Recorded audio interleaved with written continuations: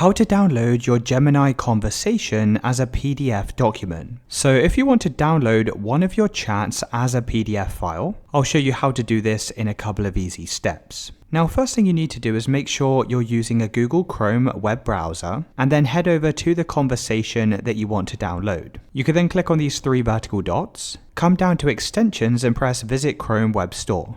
In the search box, type in Gemini PDF and press search. You then need to scroll down and click on this app, which is AI Exporter. You can then press Add to Chrome and press Add Extension. Now, once you've done this, come back over to your conversation and click on the extension toolbar. Now click on AI Exporter, make sure Gemini is selected and click PDF.